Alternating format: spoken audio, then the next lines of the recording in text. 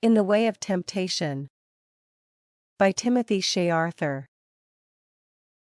Martin Green was a young man of good habits and a good conceit of himself.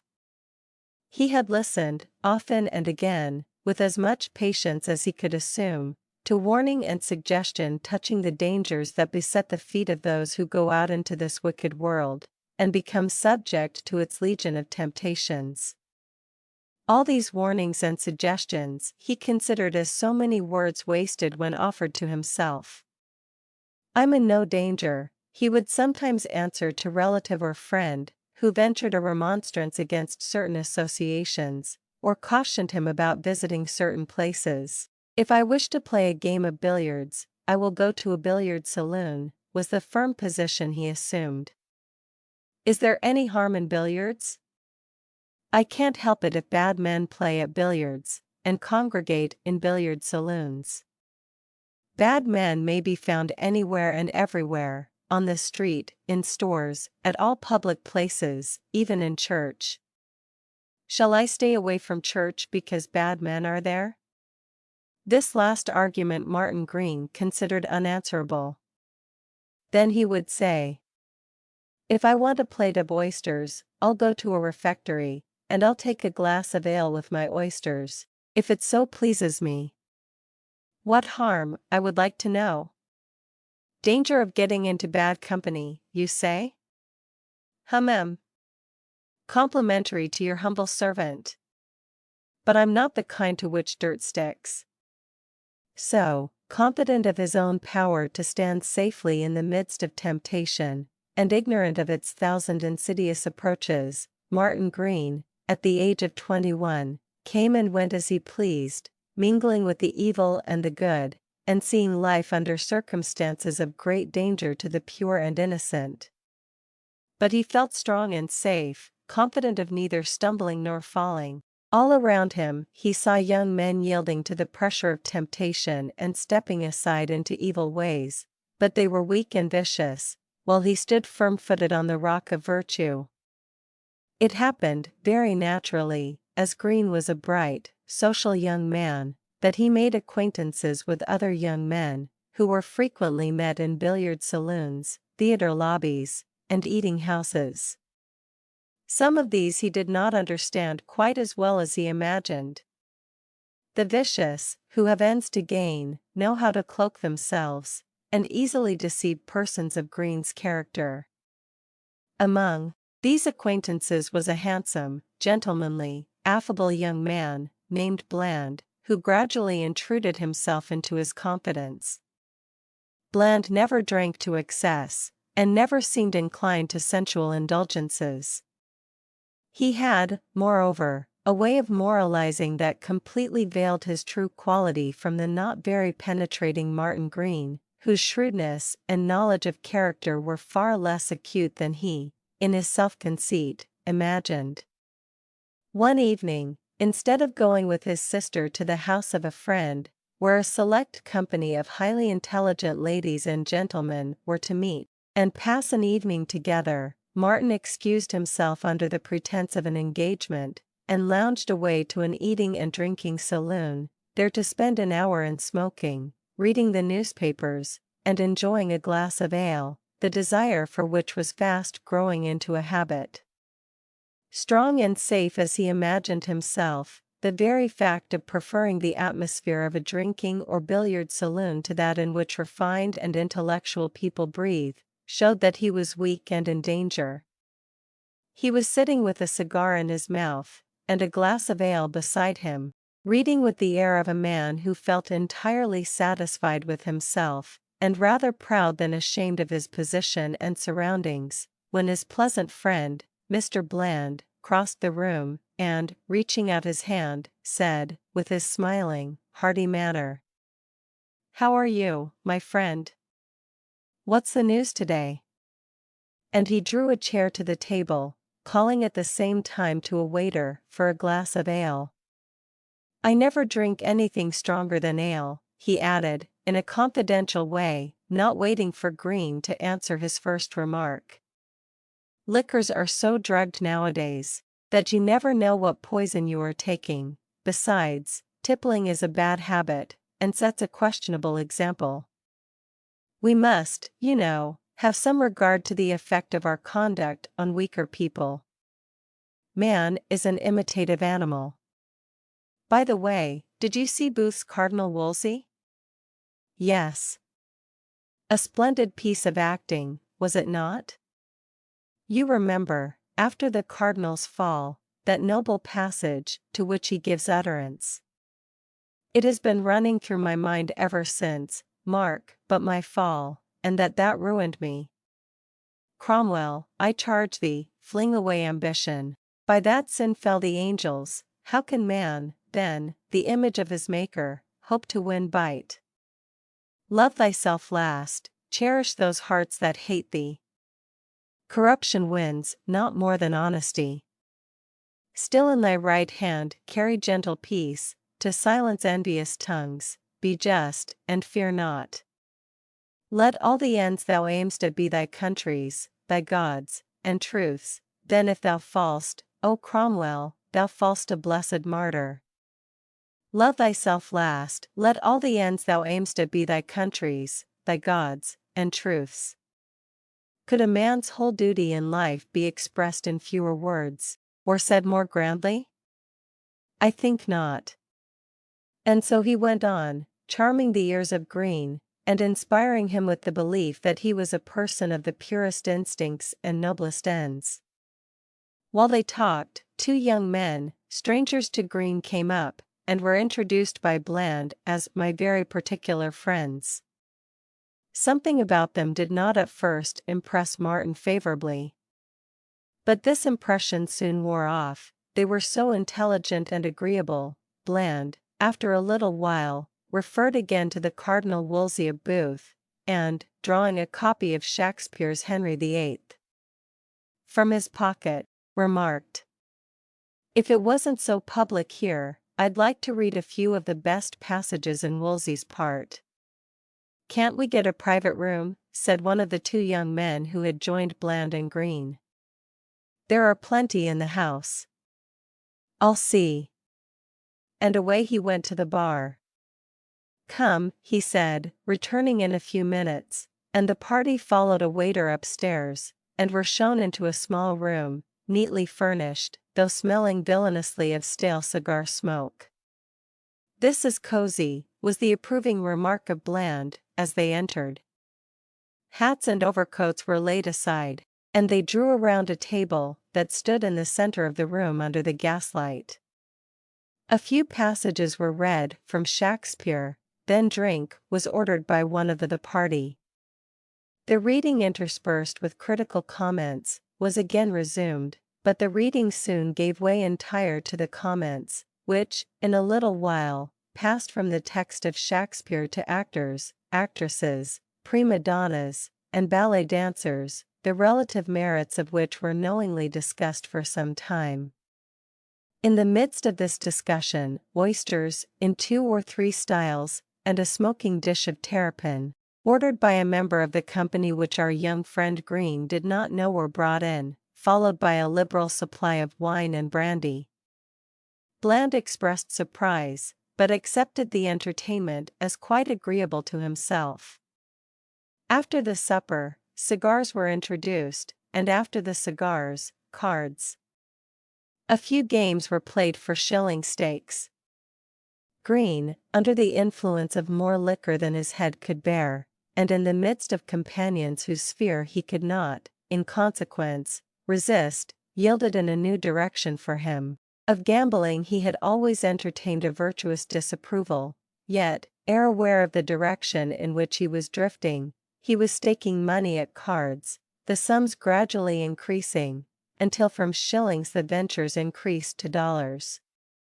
Sometimes he won, and sometimes he lost, the winning stimulating to new trials in the hope of further success, and the losses stimulating to new trials in order to recover, if possible, but, steadily, the tide, for all these little eddies of success, bore him downwards, and losses increased from single dollars to fives, and from fives to tens, his pleasant friend, Bland, supplying whatever he wanted in the most disinterested way, until an aggregate loss of nearly $150 sobered and appalled him. The salary of Martin Green was only $400, every cent of which was expended as fast as earned. A loss of $150 was, therefore, a serious and embarrassing matter. "I'll call and see you tomorrow, when we can arrange this little matter," said Mr. Bland, on parting with Green at his own door. He spoke pleasantly, but with something in his voice that chilled the nerves of his victim.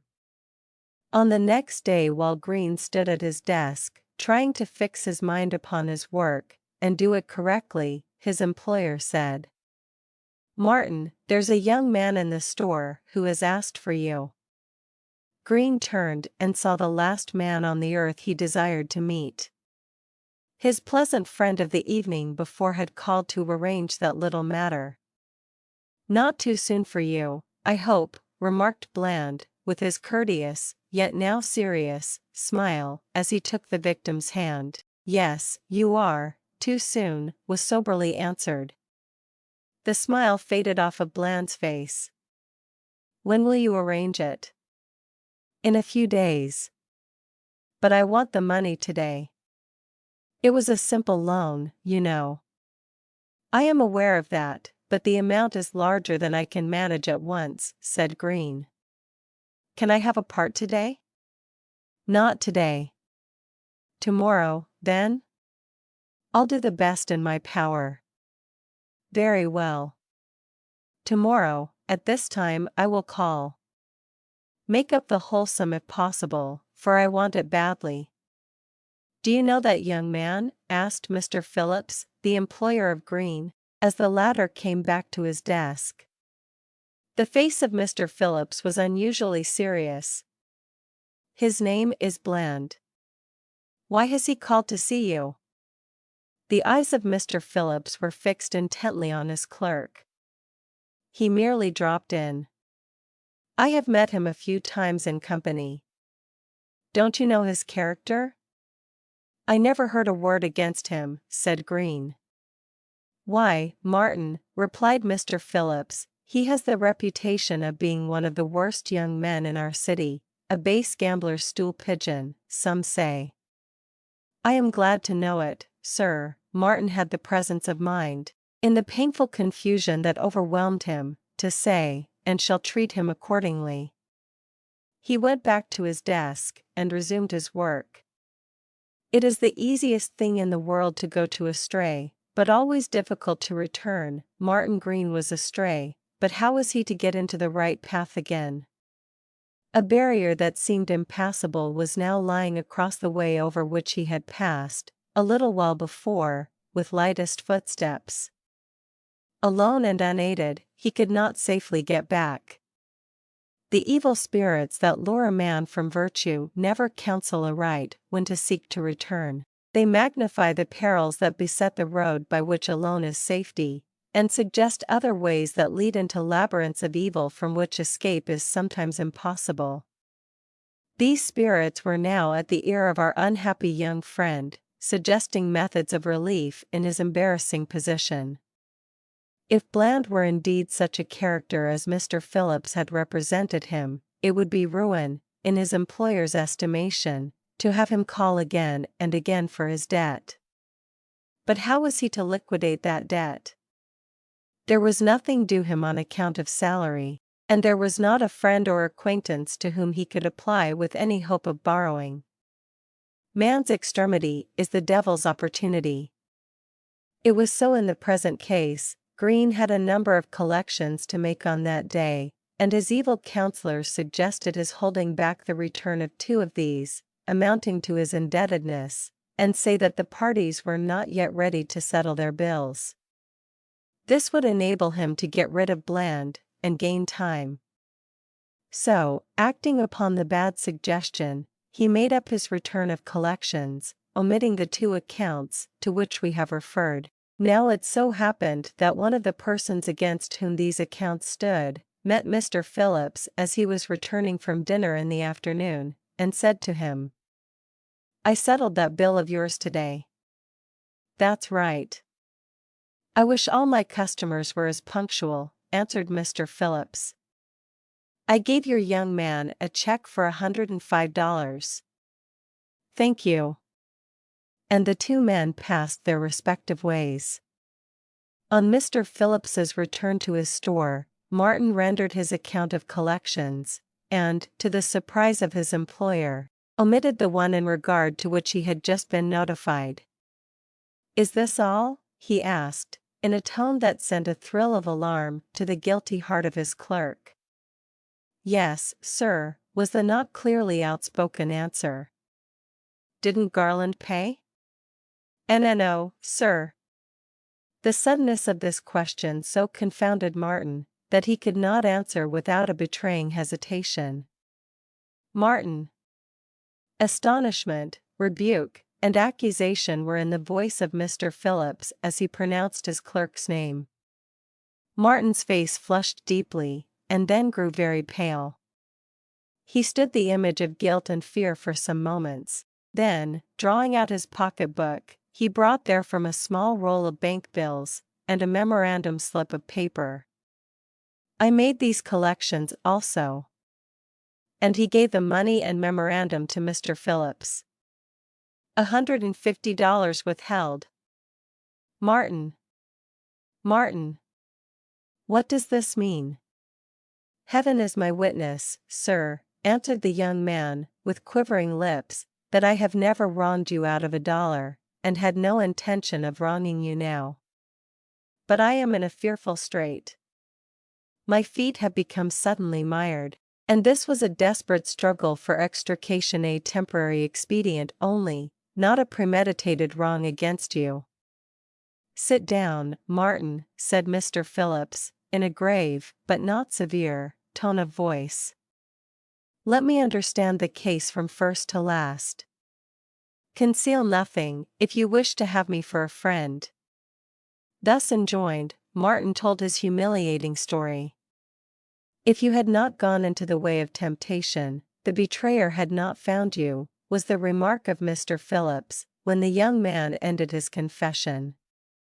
"Do you frequent these eating and drinking saloons?" "I go occasionally, sir." "They are neither safe nor reputable, Martin. A young man who frequents them must have the fine tone of his manhood dimmed. There is an atmosphere of impurity about these places." "Have you a younger brother?" "Yes, sir." "Would you think it good for him, as he emerged from youth to manhood, to visit refectories and billiard saloons?" "No, sir, I would do all in my power to prevent it." "Why?" "There's danger in them, sir." "And, knowing this, you went into the way of danger, and have fallen." Martin dropped his eyes to the floor in confusion. "Bland as a stool pigeon, and you were betrayed." "What am I to do?" asked the troubled young man. "I am in debt to him." "He will be here tomorrow." "Yes, sir." "I will have a policeman ready to receive him." "Oh, no, no, sir." "Pray don't do that," answered Martin, with a distressed look. "Why not?" demanded Mr. Phillips. "It will ruin me." "How?" "Bland will denounce me." "Let him. I shall be exposed to the policeman." "An evil, but a mild one, compared with that to which you were rushing in order to disentangle yourself." "I must have my way, sir. This matter has assumed a serious aspect. You are in my power, and must submit." On the next day, punctual to the hour, Bland called. "This is your man," said Mr. Phillips to his clerk. "Ask him into the counting room." Bland, thus invited, walked back. As he entered, Mr. Phillips said, "My clerk owes you $150, I understand." "Yes, sir," and the villain bowed. "Make him out a receipt," said Mr. Phillips. "When I receive the money," was coldly and resolutely answered. Martin glanced sideways at the face of Bland, and the sudden change in its expression chilled him. The mild, pleasant, virtuous aspect he could so well assume was gone, and he looked more like a fiend than a man. In pictures he had seen eyes such as now gleamed on Mr. Phillips, but never in a living face before. The officer, who had been sitting with a newspaper in his hand, now gave his paper a quick rattle as he threw it aside, and, coming forward, stood beside Mr. Phillips, and looked steadily at the face of Bland, over which passed another change. It was less assured, but not less malignant. Mr. Phillips took out his pocketbook, and, laying a $20 bill on the desk by which they were standing, said, "Take this and sign a receipt." "No, sir," was given with determined emphasis. "I am not to be robbed in this way." "Ned," the officer now spoke, "take my advice, and sign a receipt." "It's a cursed swindle," exclaimed the baffled villain. "We will dispense with hard names, sir." The officer addressed him sternly. "Either take the money, or go. This is not a meeting for parley. I understand you and your operations." A few moments Bland stood, with an irresolute air, then, clutching desperately at a pen, he dashed off a receipt, and was reaching for the money, when Mr. Phillips drew it back, saying, "Wait a moment, until I examine the receipt." He read it over, and then, pushing it towards Bland, said, "Write in full of all demands." A growl was the oral response. Bland took the pen again, and wrote as directed. "Take my advice, young man, and adopt a safer and more honorable business," said Mr. Phillips, as he gave him the $20 bill. "Keep your advice for them that ask it," was flung back in his face. A look of hate and revenge burned in the fellow's eyes. After glaring at Mr. Phillips and Martin in a threatening way for several moments, he left more hurriedly than he had entered. "And take my advice," said the officer, laying his hand on Martin's arm. He spoke in a warning tone, "and keep out of that man's way. He'll never forgive you. I know him and his prowling gang, and they are a set of as hardened and dangerous villains as can be found in the city. You are spotted by them from this day, and they number a dozen at least. So, if you would be safe, avoid their haunts. Give drinking saloons and billiard rooms a wide berth. One experience like this should last you a lifetime." Thus Martin escaped from his dangerous entanglement, but never again to hold the unwavering confidence of his employer. Mr. Phillips pitied, but could not trust him fully. A year afterwards came troublesome times, losses in business, and depression in trade. Every man had to retrench. Thousands of clerks lost their places, and anxiety and distress were on every hand. Mr. Phillips, like others, had to reduce expenses, and, in reducing, the lot to go fell upon Martin Green. He had been very circumspect, had kept away from the old places where danger lurked, had devoted himself with renewed assiduity to his employer's interests, but, for all this, doubts were forever arising in the mind of Mr. Phillips, and when the question, "Who shall go?" came up, the decision was against Martin. We pity him, but cannot blame his employer. End. Subscribe to my channel to receive notifications of new audiobooks. If you like the material, you can give it a thumbs up.